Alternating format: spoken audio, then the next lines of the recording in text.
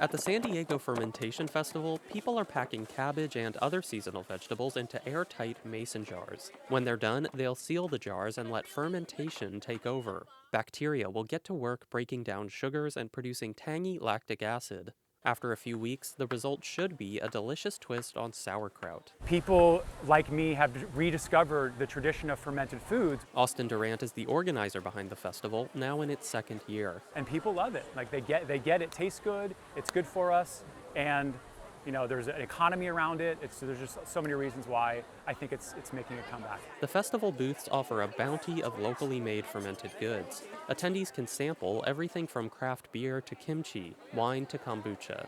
UC San Diego's Rob Knight got interested in the festival because he and his colleagues wanted to sample something else: microbes. We're really excited about the possibility of sampling people who eat a lot of fermented foods. Knight heads up the American Gut Project, an ongoing effort to catalog the trillions of microbes found in each of our bodies. Thousands of curious volunteers have already sent in samples from their saliva, their hands, and, yes, their feces. All those samples have given Knight a good baseline picture of the microbes found in a standard human gut. But he also wants to know what's going on in guts that are not so standard. One thing that's very interesting is in the American Gut Project, we've been seeing that people who eat more fermented food tend to have higher diversity of gut microbes. Knight wants to know more about the connection between gut health and fermented foods. Fermentation is a process rich in living microorganisms known as probiotics.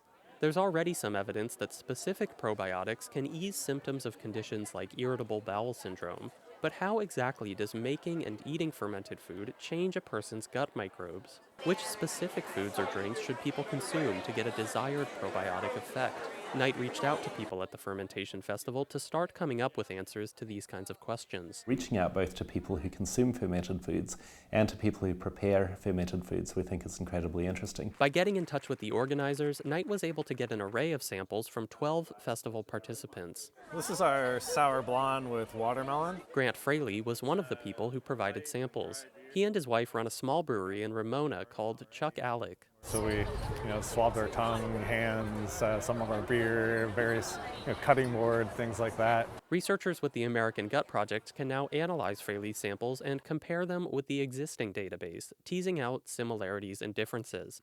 Fraley makes one particular beer, a sour blonde, that derives its unique flavor from bacteria.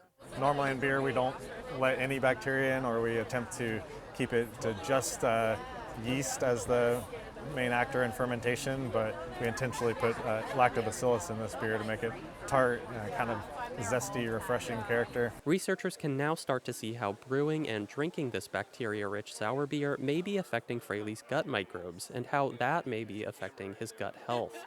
Knight does not yet have enough samples from fermentation enthusiasts to draw detailed conclusions about how their gut microbes deviate from the norm. He wants to collect a lot more samples.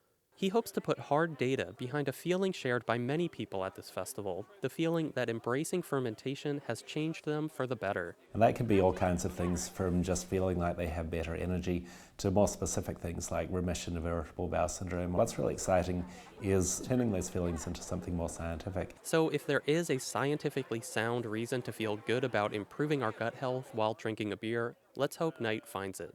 David Wagner, KPBS News.